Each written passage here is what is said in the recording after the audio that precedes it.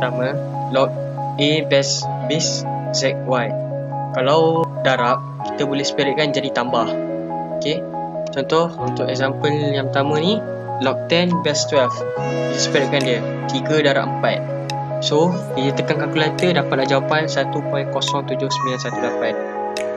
Itu untuk yang pertama. Kalau yang kedua, log A base x over y. Kalau bahagi, kita boleh separatkan jadi tolak. Kalau darab, tambah. Kalau bahagi, tolak. Okay, sama juga, kita separatkan jadi tolak. Lepas tu kita selesaikan guna kalkulator, dapatlah jawapan 0.77815. Kalau yang ketiga, contoh dia log 5 base 5 square.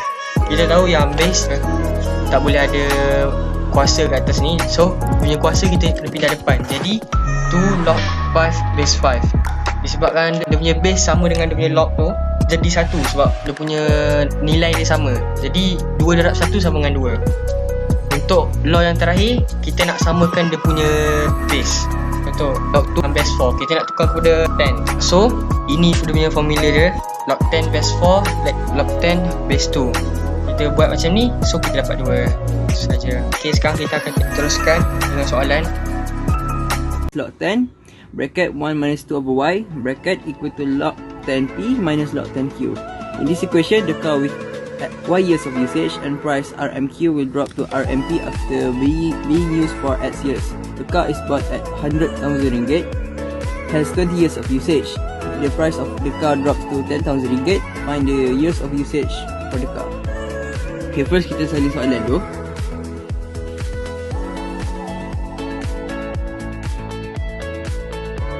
Okay, lepas tu kalau kita tengok equation ni, kita boleh simpulkan dia. Okay, kita tengok log 10p minus log 10q. Kita boleh simpulkan dengan tulis log 10p over q. Okay, lepas tu kita tengok semua variable dalam soalan ni. Lepas tu kita boleh cari nilai dia. Okay, kita listkan dulu variable dia, y, q, p, x. Okay, kita tengok soalan. Okay, y adalah years of usage. So kita tengok soalan tu, a car is bought at 100,000 ringgit, has 20 years of usage. So y tu kita tahu dia 20. Lepas tu q pula, price RMQ will drop to RMP after being used for X years. So q ni kita tahu dia adalah initial price dia. Kita tengok a car is bought at 100,000 ringgit. So q adalah 100,000. Okay, p kita tengok soalan. Okay, RMQ will drop to RMP. So kita tahu RMP ni adalah dia punya final price dia after being dropped. Okay, kita tengok kat soalan tu, if the price of the car drops to 10,000 ringgit, P adalah 10,000 ringgit. So X, tengok soalan tu. Okay, RMQ will drop to RMP after being used for X years. So kat soalan tu tak ada X, tapi dia ada tanya find the years of usage for that car. So yang missing kat dalam soalan ni adalah X. Okay, sekarang ni kita ada semua nilai ni, so kita substitute ke semua nilai ni kat dalam equation tu.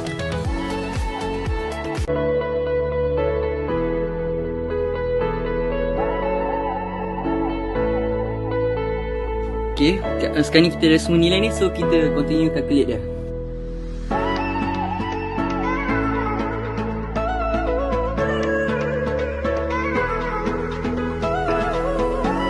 Okay, lepas tu nilai log 10 log 10 dan format tu kita kali dengan sebelah.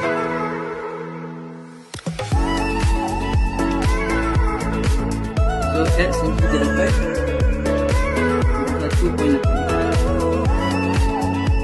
Kita bundakan dapat 22 years.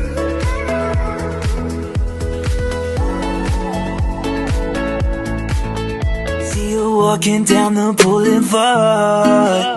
She got the posture of a superstar.